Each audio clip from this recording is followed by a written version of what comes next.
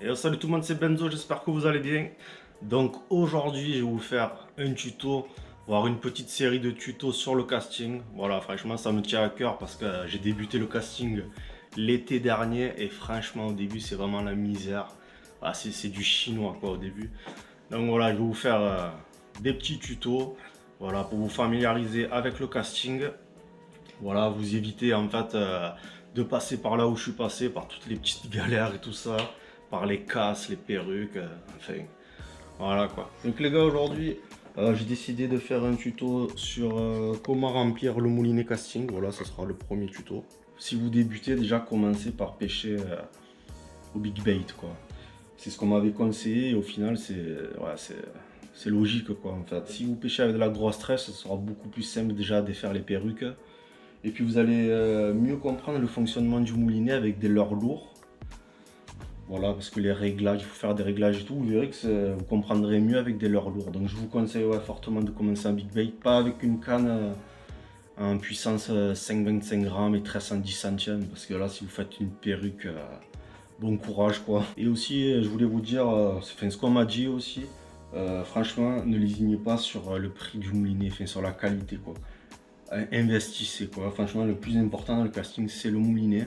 Si vous achetez des moulinets entrée de gamme, ça risque de pas très bien fonctionner. Vous allez faire perruque sur perruque et voilà, les gars, investissez. Pour remplir le moulinet casting, je vais vous montrer le matériel. Attendez, je vais avancer la lumière pour qu'on voit un peu mieux. Donc vous aurez besoin de tresses. La voici. Bon, moi c'est pour pêcher le silure en flotte tube l'été, donc c'est en 40 centièmes, en 4 brins. D'habitude je prends la Power Pro en 36 centièmes. Voilà, là j'ai pris celle-là cette année parce qu'elle était en promo tout simplement.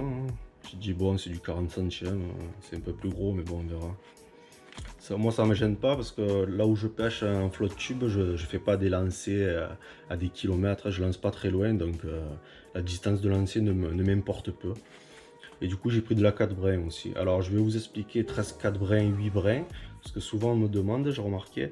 Donc en fait, la 4 brins, c'est très bien si justement vous voulez pas faire des lancers lointains, si ça vous importe peu la distance de lancer. Mais par contre, c'est intéressant si vous pêchez dans des milieux encombrés. Encombrés, si vous avez des arbres immergés, des rochers, tout ça quoi.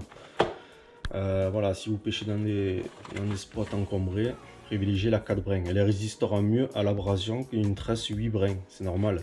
Dans la 4 brins, il y a 4 fils tressés. Dans la 8 brins, il y en a 8. Donc la 8 brins est beaucoup plus fragile, c'est logique. Mais bon, après, si vous pêchez en lac où c'est pas encombré et que là, vous souhaitez une bonne distance de lancer, privilégiez la 8 brins. Voilà, donc ensuite, vous aurez besoin de nylon. Voilà, donc essayez de prendre des nylons de la même résistance que votre tresse. En fait, le nylon, il va venir, je vais vous montrer. Je remets la lumière là. En fait, le nylon, il va venir sur la bobine. Là. En fait, vous allez recouvrir cette partie de la bobine. En fait, c'est pour éviter que la tresse ne glisse. Si vous mettez directement la tresse sur la bobine là, ça va glisser. Donc c'est pour ça qu'on met un petit peu de nylon. Vous aurez besoin d'un coupe-ongle, d'une pince à épiler. Bon, vous comprendrez pourquoi après. Un ciseau à tresse, deux bols remplis d'eau. Bon, les bols remplis d'eau, je l'ai expliqué, j'avais fait une vidéo justement sur comment remplir un moulinet spinning. Donc en fait, on va faire tremper la tresse et le nylon pendant une demi-heure environ. En fait, ça évitera au nylon de chauffer lors du remplissage. Et la tresse aura une bien meilleure tenue sur le moulinet. Et en fait aussi, lors de vos premiers lancers, ça évitera que la tresse ne vrille. Voilà pour ça. Et ensuite, on passe au dernier élément que ça fait un petit moment que j'ai, que franchement est bien pratique. Je vais vous montrer. Je vous mettrai le lien dans la description si vous voulez. En fait, vous mettez la bobine là. Ça, vous retirez cette partie. Vous mettez la bobine là. De toute façon, on le verra tout à l'heure. Et du coup, ça vous permet de remplir votre moulinet seul sans que personne vous aide. Ça, c'est top. Votre femme au moins est tranquille. Là, vous mettez la bobine. Et ce qui est intéressant, c'est qu'on peut serrer. Et plus vous allez serrer, et plus le fil il va sortir avec une résistance. Donc en fait, votre moulinet, quand vous allez le remplir, il sera bien mis en tension. Et ça, c'est vraiment top pour un bon remplissage de moulinet. Donc voilà, on a fini pour les éléments. Donc on va commencer par la première étape. Et c'est parti les gars. Bon, déjà pour commencer, comme je vous ai dit, on fait tremper le nylon et la tresse pendant une demi-heure environ. Bon c'est parti, ça fait une demi-heure à peu près. Donc je vais prendre le nylon. Je prends un petit peu. Voilà. On va le faire passer dans les anneaux de la canne. Je vais faire avancer la lumière. Bon, moi je fais passer par tous les anneaux de la canne, mais vous n'êtes pas obligé. Moi je fais ça par. C'est une question d'habitude. Vous pouvez faire passer dans 2 anneaux, ça suffit amplement. Pour le remplissage, je parle. Donc, voilà, on passe par les anneaux. Là vous allez passer donc du coup dans ce qu'on appelle le guide fil. C'est là où va passer la tresse en fait. Voilà, donc là. Voilà, donc vous passez là-dedans. Donc là vous voyez on est sorti du guide fil. Voilà, que vous voyez bien. Donc là du coup on va passer sous la bobine qui est là. Voilà, c'est un peu faire un petit peu de la gymnastique là. Voilà. Bon là en fait vous allez comprendre pourquoi on a pris la pince à épiler. Voilà, vous la prenez pour attraper le fil en fait. Voilà à quoi sert la pince à épiler de madame. Donc voilà, là vous avez fait sortir le fil. J'ai changé de position, enfin d'endroit parce qu'on n'y voyait pas grand chose. Donc là vous voyez le fil, il passe par le guide fil. Ensuite il passe sous la bobine et il ressort par là. Donc là on va réaliser le nœud de backing. Donc c'est un nœud que j'ai déjà fait en vidéo. Donc si vous voulez le voir mieux détaillé, mieux expliqué, je vous mettrai le lien là en haut de l'écran. Donc là en fait on va attraper le fil de là avec la pince à épiler. Donc vous l'attrapez. Voilà comme ceci. Vous sortez la boucle en quelque sorte qui se forme. Vous allez attraper ce fil là. Voilà comme ceci. Voilà, là vous l'avez attrapé. Et ensuite vous allez venir pincer le fil de sortie quoi. Voilà, vous le pincez comme ça. Et là, avec la main gauche, vous allez faire 3 tours autour de ça. Donc un tour. Ouais, c'est un peu acrobatique. 2 tours. Et 3 tours. Voilà, comme ceci. Là, vous allez humidifier cette partie-là. Voilà, et une fois que vous avez humidifié, vous voyez là, il s'est formé une petite boucle. Vous allez passer donc le fil de gauche dans cette boucle. Voilà, comme ceci.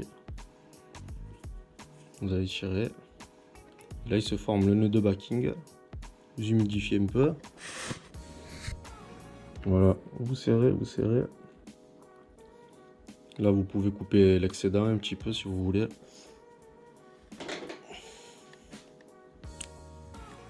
Voilà, on coupera la suite après. Donc là, ensuite, voilà, vous vous retrouvez comme ça. Et là, du coup, vous n'avez plus qu'à tirer. Regardez, avec la main droite, vous tirez sur la droite en fait, et le nœud il va se serrer. Je sais pas si on... Voilà, tac, tac, tac, tac. Voilà, et là, vous serrez. Et le nœud de backing est terminé. Vous voyez, le nœud. Et après, le fil, il passe par le guide fil. On peut couper l'excédent là de nylon. Avec le coupe-ongle. Du coup, vous allez prendre le nylon. On va le sortir du bol. Voilà, il a bien trempé. Il a bien trempé. Donc vous l'égouttez pour pas foutre de l'eau de partout. Alors on va le mettre donc du coup dans l'appareil. Voilà. On remet les éléments. Ça, le ressort. Le service. Et ça. Donc là vous voyez quand je tire, il y a une petite résistance. Bon, forcément vous la sentez pas trop. Voilà, si vous voulez plus, là vous serrez un peu plus. On va voir là. Voilà, comme ça c'est très bien. Bon, là on va commencer le remplissage du coup. Bon, allez, c'est parti. Bon, pour le début, tenez le fil quand même pour créer une tension. Juste pour le début, quoi. Voilà, comme ça. Là, vous commencez à mouliner.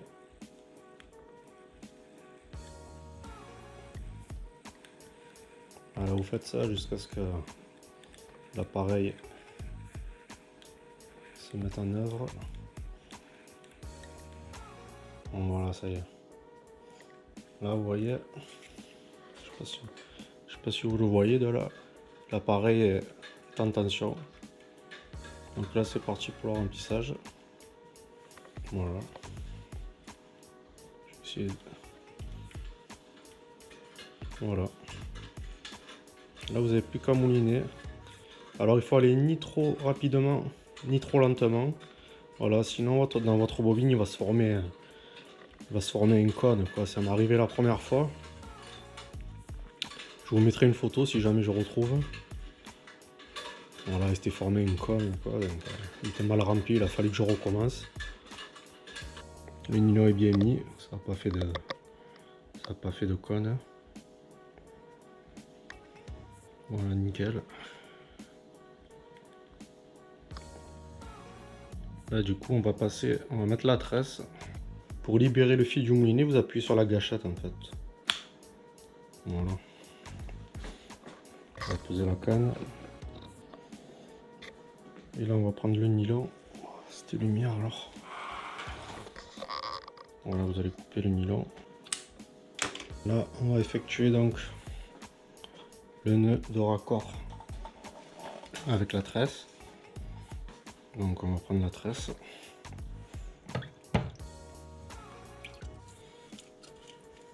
Voilà, on va les goûter aussi.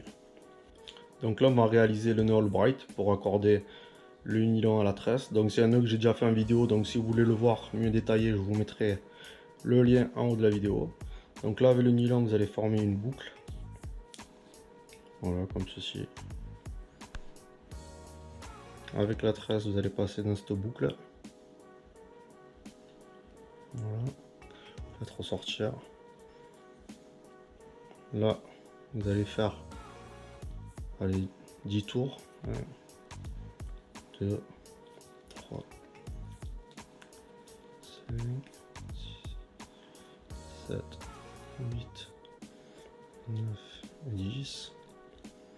Là, vous allez resserrer les spires. Donc ça, c'est le nœud Albright, mais c'est version Carnat Fishing Familiar, c'est pas le même que l'original. Donc là, vous passez la tresse dans la boucle. Voilà, vous vous retrouvez comme ça. Là, vous humidifiez. Et puis, vous serrez. Et puis, vous coupez les excédents.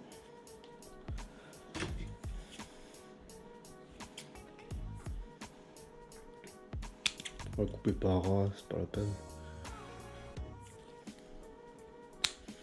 Voilà, on va passer à la prochaine étape. On va mettre la tresse, la bobine dans l'appareil. Bon, je mets la bobine dans l'appareil avec tous les éléments.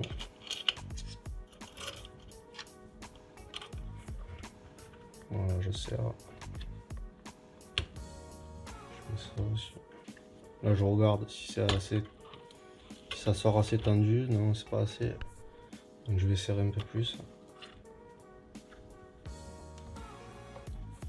Là, je regarde.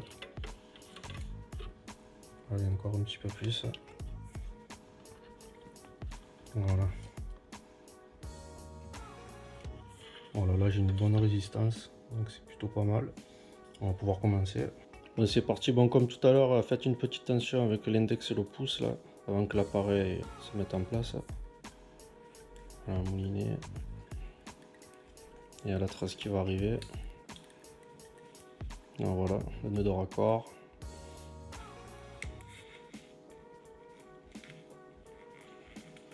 Voilà, donc là c'est bon. L'appareil se met en tension.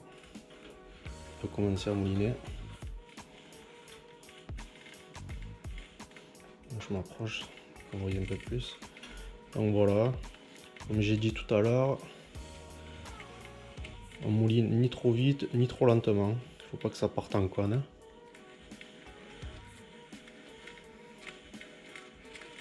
Vous voyez, le fil est bien tendu là, donc il se met impeccable sur la bobine quoi. Bon là, à première vue, il n'y a pas de cône qui se forme, donc c'est bon.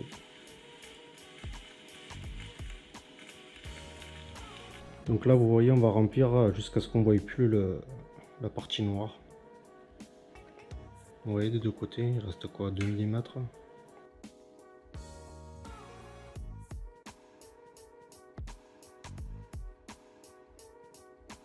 Donc voilà, on va s'arrêter là. Bon, j'en ai peut-être un peu trop mis.